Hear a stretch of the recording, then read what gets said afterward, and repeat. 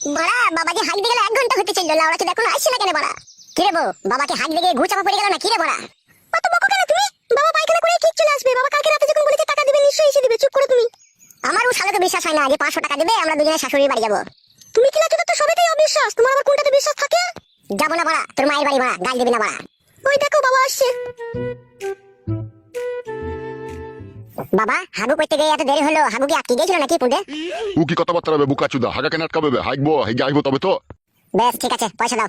তোর হাতে কি গান মারাইতে দেবো? আমি বৌমাকে দেবো 500 টাকা।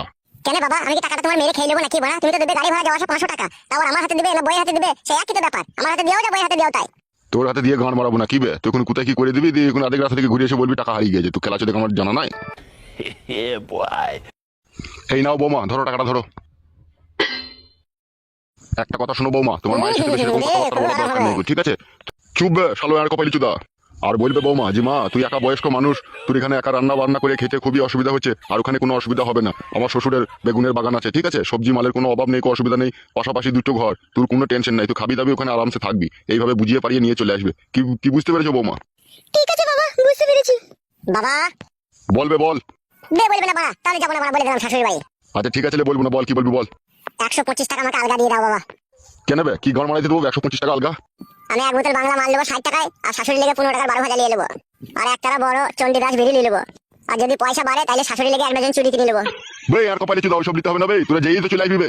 বড়া এই জীবনে প্রথম শ্বশুর বাড়ি যাচ্ছে, শাশুড়িকে যদি কিছু কিনে না দিতে পারি, শাশুড়ির জন্য যদি 1 ডজন চুরি না নিয়ে যেতে পারি, যদি 15 টাকার 12 ভাজা কিনে যেতে না পারি, শাশুড়ি যদি ফুচকা খাইতে যদি ফুচকা না খাইতে পারি, বড়া করে আমাকে জামাই বলে মানবে নাকি? তোমার কথা শুনে বাবা কোনো জায়গায় আমি সম্মান পাইও নি আর পাবো না।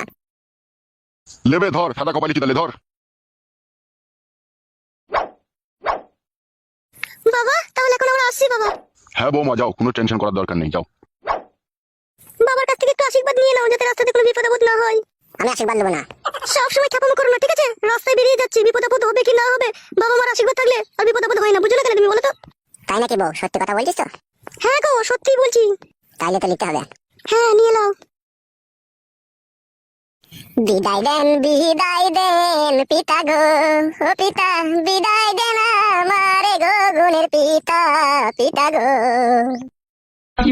শাশুড়ির বাড়ি যাব পিতা গো, ও পিতা কি বলে সালাম দুব গো, গুণের পিতা পিতা গো। শাশুড়ি যদি জানতে চাই গো পিতা, আমায় নিয়ে কি করবে তোমার বাবা বাবা গো। আমি কিন্তু সত্যিটা বলবো গো শাশুড়িকে, ও বাবা বলবো গো তোমার উপরে চেপে চড়া মারবে গো আমার বাবা বাবা গো। তবে খান কি ছেলে, তুই যেতে হবে না, তুই থাক বাড়িতে, বৌমা কাই যাক। কেন বাবা, মানে আমি নতুন জামা প্যান্ট পরলাম আর আমি যাবো না বললে কি করে হবে?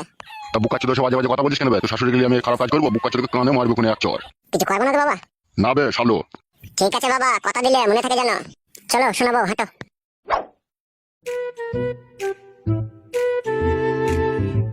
এই শালোকে আমার পাঠানোই ভুল হলো, এখন কি বলতে গিয়ে কি বলে দিবে এখন বোঝা বড় মুশকিল। শালো বিয়ানকে ছাড়া যদি তুই খালি হাতে বাড়ি ফিরেছিস, তা তোদের দুজনকে বাড়িতে খেলাবো আমি। খান কি ছেলে, সুইরের বাচ্চা, আজও বেগুন গাছে জল দেয়নি শালো।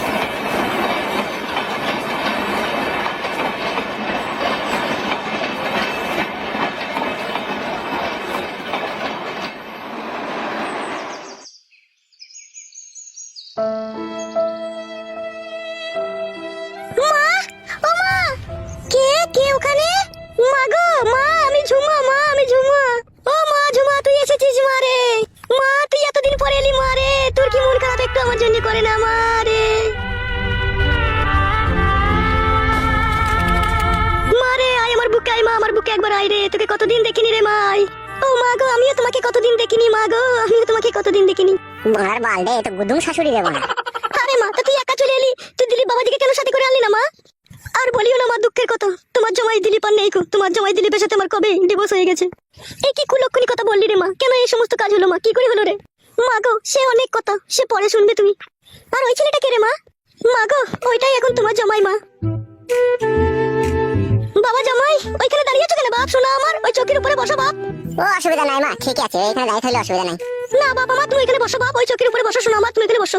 চো মা আমার সাথে একবার রান্না করে চো, একটু শরবত করে দেবো, জামাই কিনে দিবি চো। এসো মা এসো।